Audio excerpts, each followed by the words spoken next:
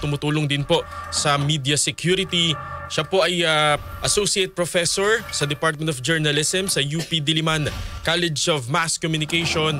Nagtuturo din po sa Polytechnic University of the Philippines si Professor Danilo Araw. Prof. Danny, si Xander po at si Angel, Good sir. morning po. Yes, magandang umaga, Angel at Sander. Paglilinaw lang, medyo na-promote na ako ng konti, kaya professor na po. Opo, pero ayan. Opo. Okay lang, okay lang. Opo, we sit down corrected. Opo.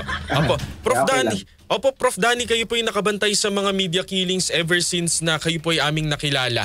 Ano ho ang inyo pong reaksyon dito sa pagtumba na naman sa isa po nating kabaro, no? Nakalulungkot siyempre at nakagagalit. Tama lang naman na katulad ng ginagawa ninyo, tinututukan talaga itong isyong to sapagkat hindi ito dapat palampasin.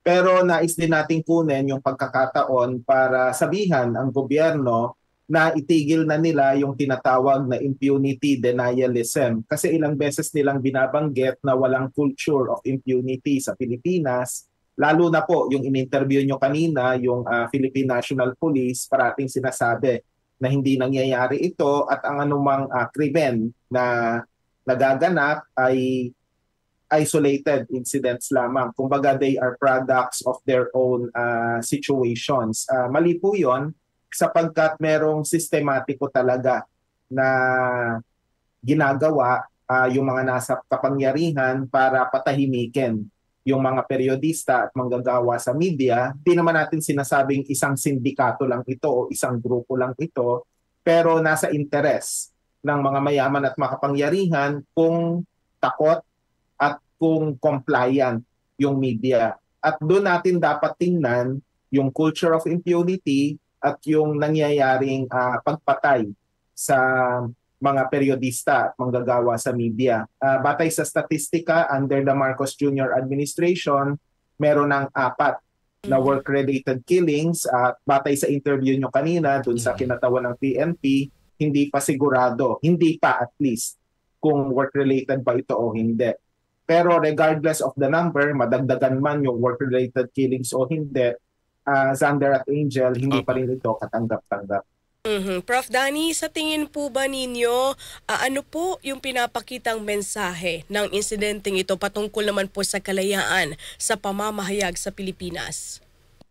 Siyempre, si Noel Belen ay alam nating lahat na napaka-outspoken niya pagdating sa korupsyon at hindi ito kakaiba dun sa ginawang pagpatay sa isang opisyal ng gobyerno na nagnanais na maging whistleblower. Kaya may ganong anggulo rin tayong dapat na tinitingnan. At sa konteksto ng kalayaan sa pamamahayag, malinaw. Masusuma natin ito sa 2 salita, yung chilling effect na sinasabi. Wag nating gayahin si Noel kasi baka matulad tayo sa kanya. Parang ganun yung nagiging mensahe. Pero syempre, dapat nating linawin na pag may nangyayaring ganyan sa mga kasama nating manggagawa sa media, mas lalo natin dapat paigtingin yung mga ulat, lalo na yung mga investigative report hinggil sa ginagawa ng mga mayaman at makapangyarihan. In other words, yung speaking truth to power dapat i-sustain at mas palakasin at mas paigtingin pa po natin.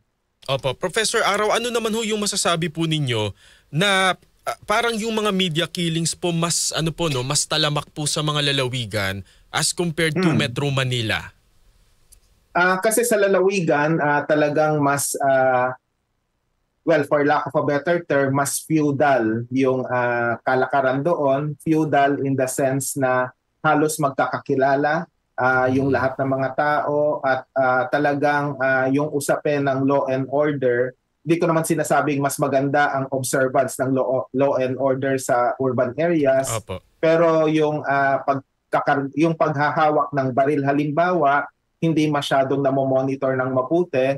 At sabi nga nila, the farther you are from, let's say, Metro Manila, sorry kung medyo Imperial Manila yung argumentong ito, pero ang nangyayari, the farther away you are from Metro Manila, mas nagiging prone sa lawlessness, lalo na yung mga mayaman at makapangyarihan. At ito rin yung magpapaliwanag kung bakit mas namamayagpag yung mga political dynasty sa kanayunan at sa iba pang mga remote na mga rural area po.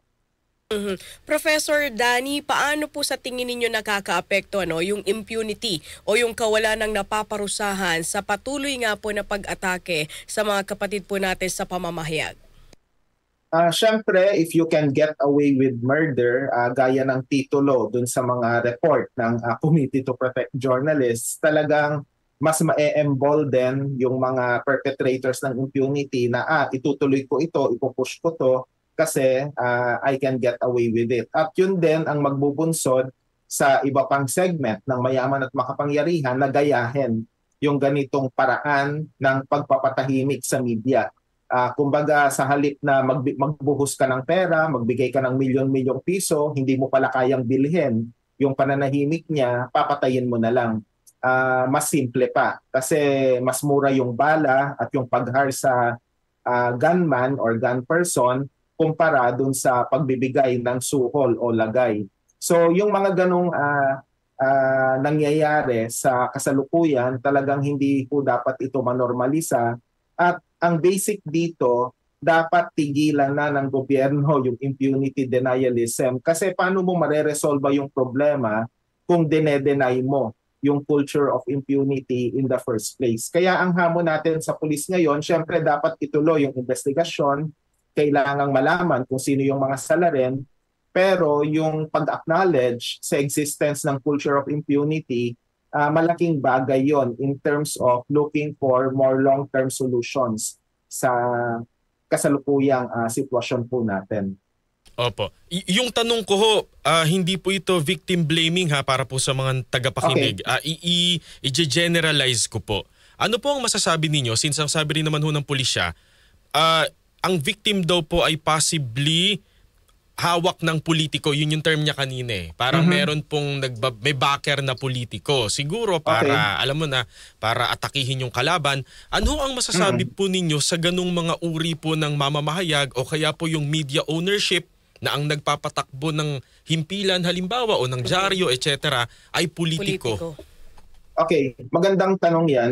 Siyempre dapat kondenahin at dapat questionin yung ganitong klaseng kalakaran kasi bahagi rin yan sa journalism ethics na dapat meron kang independence or to be more precise, editorial independence dun sa pag-uulat. Totoo naman may mga dynamic dyan. May pressure mula sa mga media owner, may pressure din kahit sa mga advertiser, and I'm sure dyan din sa DCXL, minsan nararamdaman nyo rin bilang mamamahayag yung ilang pressures coming from different sides, whether internally or externally.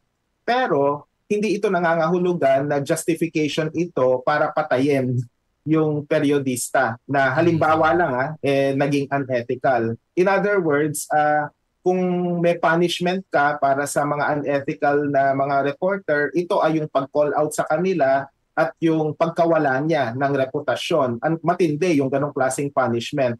In other words, yung pagpatay, hindi pa rin ma-justify nito yung sitwasyon. Kasi granting lang, for the sake of argument, pasintabi lang po sa mga kamag-anak ni na Ginoong Belyen.